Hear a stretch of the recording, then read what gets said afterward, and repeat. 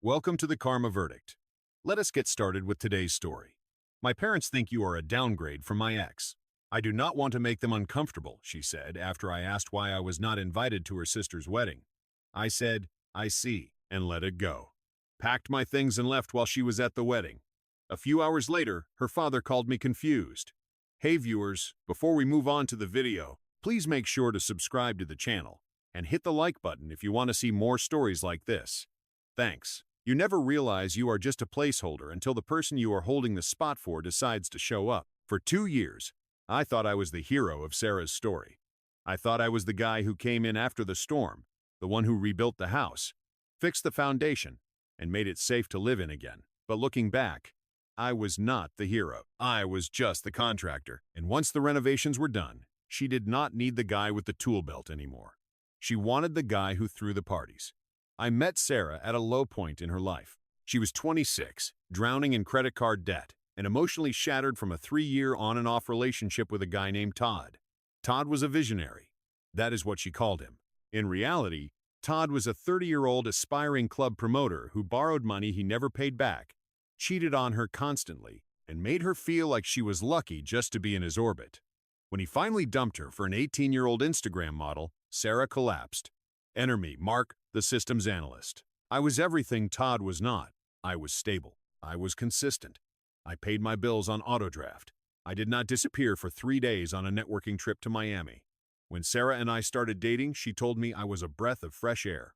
She told me she was done with the drama, the highs and lows, the toxicity. She wanted peace. And I gave her peace. I helped her organize her finances. I co-signed on her car loan to get her interest rate down from a predatory 18% to something manageable. When she wanted to go back to school to finish her marketing degree, I covered the rent entirely so she could focus on her classes. I was not just a boyfriend. I was the infrastructure of her life. But there is a funny thing about peace. If you are addicted to chaos, peace starts to feel a lot like boredom. The shift happened about 6 months ago. Sarah finished her degree and landed a decent job at a public relations firm. She was looking better than ever, going to the gym, dressing up, glowing with a confidence I had not seen when we first met. I was proud of her. I thought we were winning. Then came the comments. It started small. We would be watching a movie and she would sigh. I wish we did things like that. Spontaneous things. We went to Cabo last month. I would remind her. Yeah, but we planned it, Mark. It was on a spreadsheet. It is not the same as just going. Then it got personal. She started making subtle digs about my job. You stare at screens all day. Do not you ever want to build something? Create something. I build networks that keep hospitals running. Sarah, I would say trying to keep it light. She would just roll her eyes. You know what I mean? It is just so sterile. It all came to a head the week of her sister Emily's wedding. This wedding was the event of the year for her family. Emily was marrying into a wealthy family. Old money, country club types. Sarah was the maid of honor, and she was terrified of everything going wrong. She was obsessed with appearances. She wanted to prove to her extended family, and maybe to herself, that she was not the messy sister anymore. She had her life together. She had the job. She had the stability. I assumed I was part of that stability flex. I wanted to look the part. So I went out and dropped $600 on a tailored charcoal suit. I got a fresh haircut. I made sure my car was detailed so we would roll up looking sharp. I was ready to be the arm candy she needed. The proof that she had graduated from guys like Todd who wore ripped jeans to funerals. 2 nights before the wedding, I walked into the living room wearing the suit. I just picked it up from the tailor. What do you think? I asked, adjusting the cuffs. Does the tie work? Sarah was sitting on the couch, her phone in her hand. Her thumb froze over the screen when she saw me.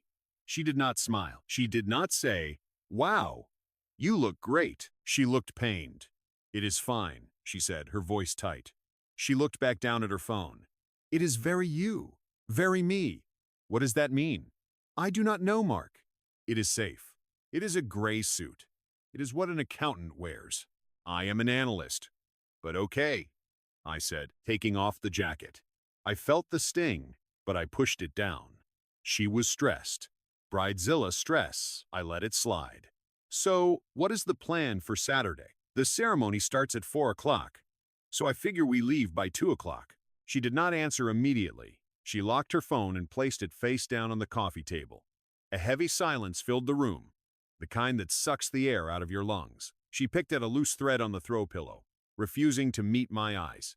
Sarah, about the wedding, she started, and I saw her take a deep breath like she was preparing to dive into cold water. I have been talking to my mom. Okay. Is everything all right with Emily? Emily is fine, she said quickly. It is the guest list. It is tight. And honestly, my parents have been making some comments lately. I frowned. I actually liked her parents. Her dad, Robert, and I got along great. We watched football together. We talked about cars. I had helped him set up his home Wi-Fi mesh system. I had never felt any animosity from them. Comments about what? I asked, sitting down on the armchair across from her. She finally looked at me, and her eyes were filled with a strange mix of pity and annoyance. About you and Todd. My stomach dropped. I had not heard that name in 2 years. Todd? Why are they talking about Todd? Because Todd was memorable, Mark, she said, her tone sharpening. He had charisma. He lit up a room. My parents, specifically my mom, they miss that energy. They think you are a great guy. Really, they do. But they think you are a bit of a safe choice. A rebound? A rebound? I repeated the words, tasting like ash. We have been living together for 2 years, Sarah. I am not a rebound. That is how they see it. She snapped, throwing her hands up defensively. Look, I am just telling you what they said. They think coming from Todd to you is a shift, a downgrade in personality. They think you are boring? Mark. Okay, I said it. The word hung there. Downgrade. So, she continued, her voice dropping to a harsh whisper, I do not want to put you in a position where you are uncomfortable. I do not want you sitting there all night knowing they are comparing you to him. It is going to be awkward. For my sake, and honestly for yours, I think it is better if I go alone. I sat there frozen. The logic was absurd. If her parents thought I was boring, the solution was not to hide me. It was to bring me and let me be a normal, respectful partner. But the way she looked at me like I was a stain on her otherwise perfect picture paralyzed me. You are uninviting me, I stated flatly, to your sister's wedding, where I am the +1 of the maid of honor. I am protecting you, she insisted, standing up and grabbing her phone again. God, why do you have to make everything so difficult? I am trying to spare your feelings. My mom is going to be drunk and critical, and I cannot deal with managing your insecurity on top of my maid of honor duties. My insecurity. I see. I said, and I did see. I did not see what she wanted me to see. I did not see a protective girlfriend saving me from critical in-laws. I saw a woman who was ashamed of me. I saw a woman who had rewritten history to turn a toxic, unemployed loser into a charismatic legend and turn the man who saved her life into a boring downgrade. Fine, I said. My voice was calm. Unnervingly calm. She blinked, surprised by how easily I folded. Really? Yeah.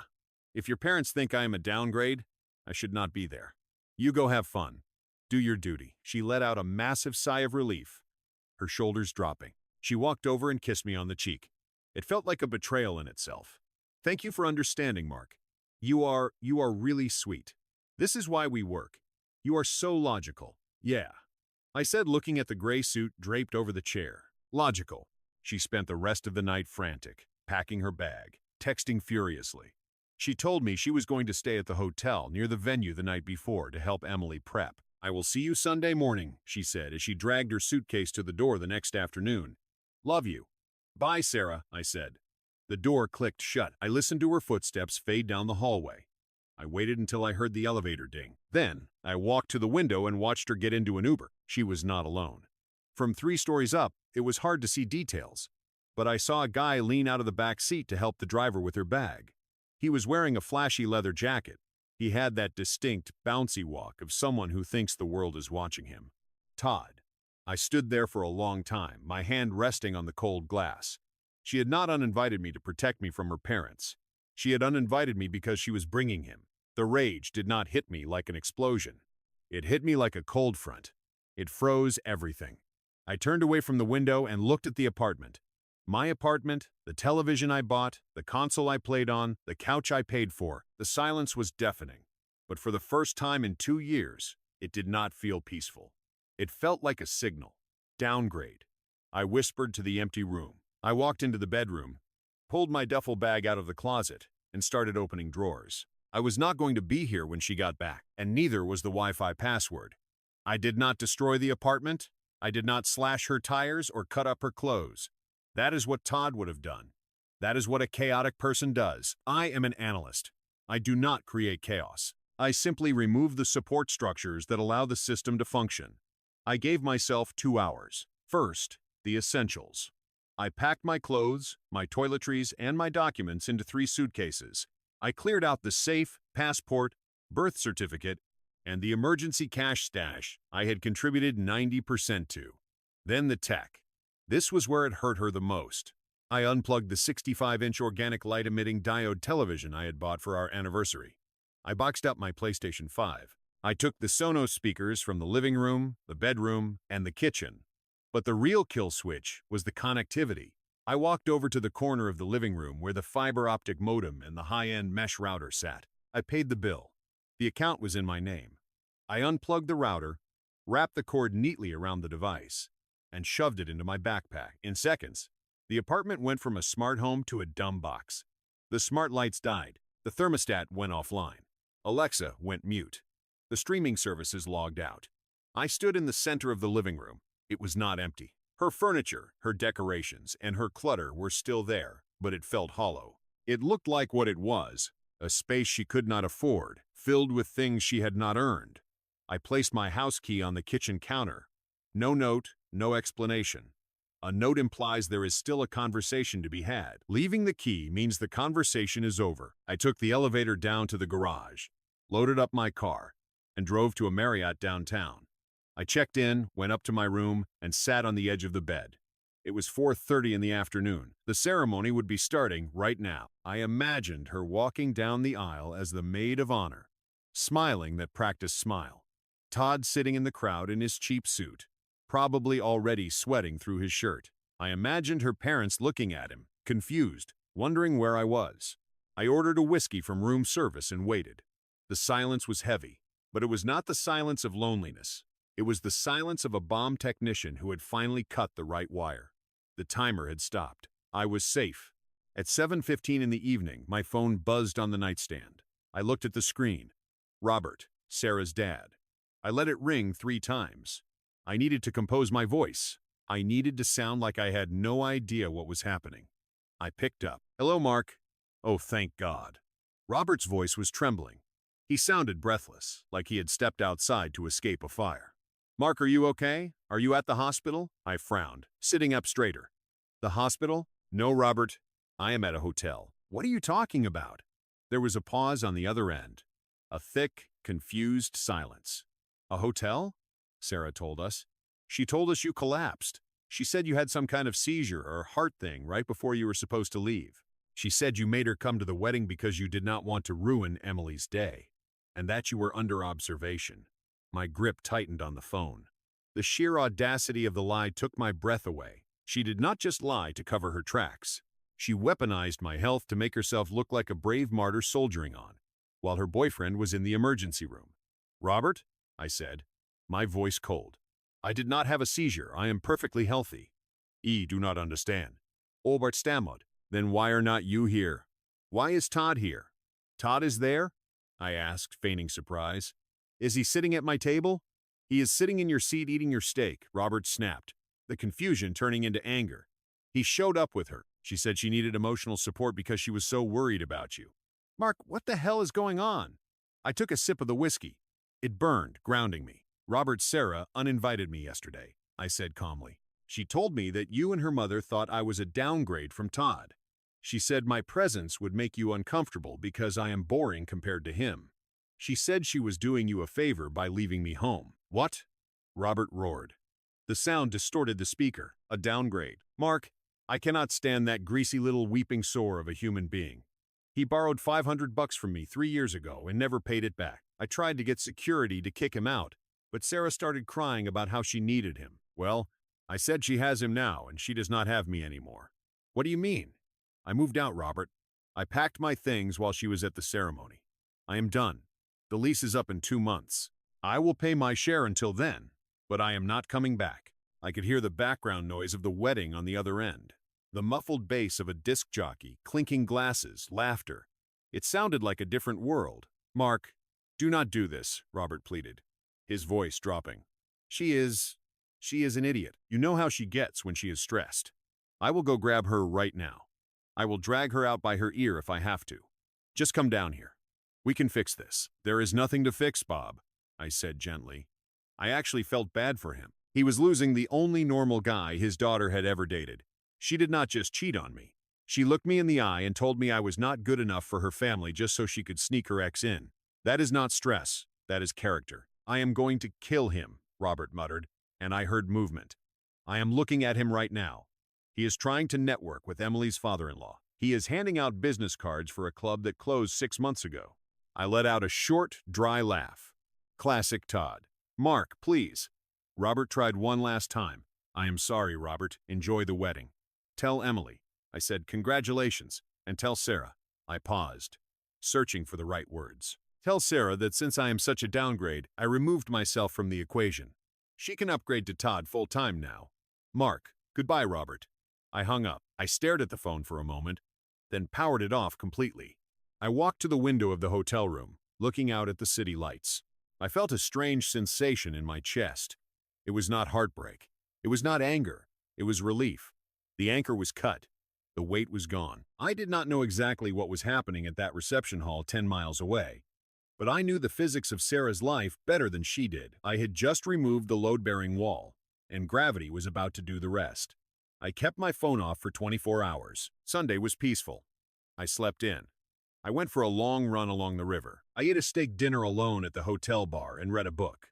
For the first time in 2 years, I was not worrying about Sarah's anxiety, Sarah's schedule, or Sarah's validation. I was just Mark, and Mark was doing just fine. When I finally turned my phone back on Monday morning before work, the device nearly vibrated off the desk. 47 missed calls, 82 text messages, 12 voicemails. Most were from Sarah. A few were from Emily the bride. 2 were from her mom. I did not listen to the voicemails. I scrolled through the text preview.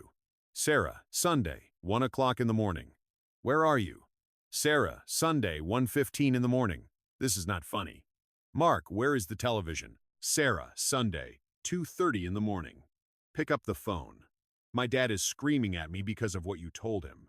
Sarah, Sunday, 9 o'clock in the morning. You embarrassed me on the biggest night of my sister's life. You were so selfish.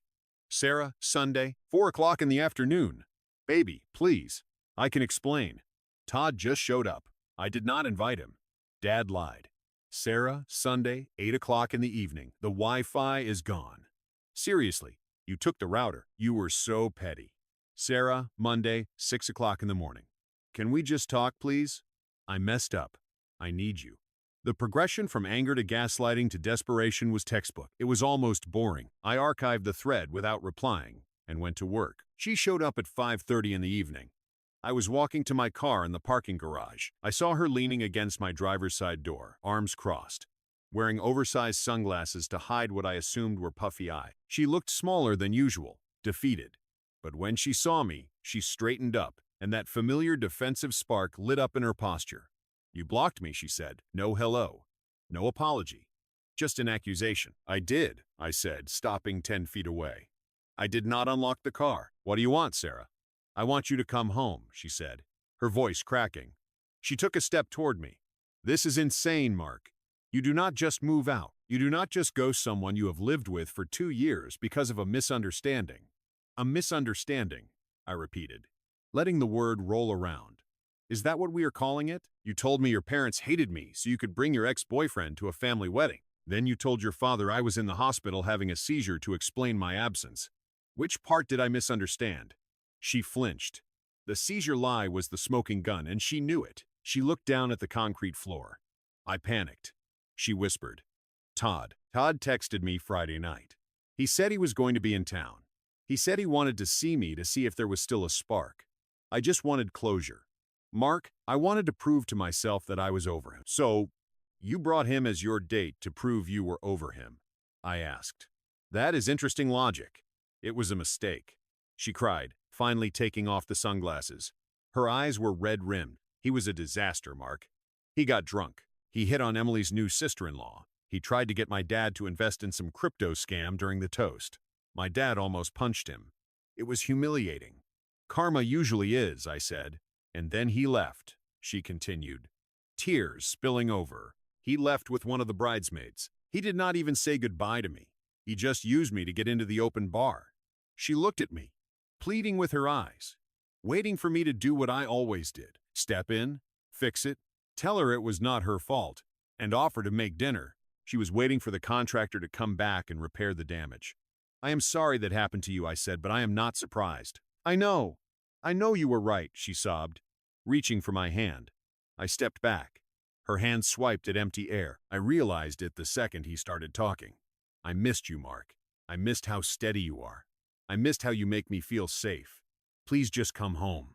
The apartment is so quiet without you. I cannot even watch television because I took the television. I reminded her. We can buy a new television. I do not care about this stuff. I care about us. I looked at her. Really looked at her. I saw the fear in her eyes. It was not the fear of losing me, the man who loved her. It was the fear of losing the infrastructure. She was terrified of the silence in the apartment. She was terrified of the bills that were coming due. She was terrified of facing her parents alone. Sarah, I said, my voice steady. Remember what you told me Friday night? You said I was a downgrade. You said I was boring. I did not mean it. Yes, you did, I said, and you were right. She blinked, confused. What? I am boring compared to Todd, I said. I pay bills. I show up on time. I do not cheat. I do not cause scenes at weddings. That is boring to people like you. You crave the highs and lows. You need the chaos to feel alive. And I am done being the safety net you land on when the chaos drops you. I do not want chaos, she screamed, losing composure. I want you. No, I said, finally unlocking my car. The beep echoed in the garage. You want the rent paid. You want the car fixed. You want the parents off your back. You want the upgrade lifestyle without the upgrade character. I opened the door and tossed my bag onto the passenger seat. Mark, please, she whimpered, grabbing the door handle. My dad is furious. He said, he is not speaking to me until I fix this. He loves you. Your dad is a good man, I said. He deserves a better son-in-law than Todd. And frankly, he deserves a better daughter than you right now. She recoiled, as if I had slapped her. I am going to send movers for the rest of my furniture on Saturday, I said, getting into the driver's seat. I have already transferred the utilities out of my name. They will shut off in 48 hours if you do not call them. Good luck with the bills, Sarah. You cannot leave me, she shrieked, banging her fist on the window as I started the engine. I cannot afford that place alone. You promised you would take care of me. I rolled down the window just an inch. I did take care of you, I said. I fixed you up. I got you debt-free. I got you a degree. You are in a better place than when I found you. I put the car in reverse. Consider it a severance package. I rolled the window up. She was screaming something else. Probably an insult. Probably begging. But the soundproofing on my car was excellent. I backed out, put it in drive, and drove up the ramp toward the sunlight. I checked the rearview mirror once. She was standing alone in the dark garage, small and shrinking with every yard I put between us. I turned on the radio. A classic rock song was playing. It was not boring. It sounded like freedom. If you enjoyed this video, please give it a thumbs up and subscribe to the channel to stay updated with our upcoming stories. Your support means the world to us.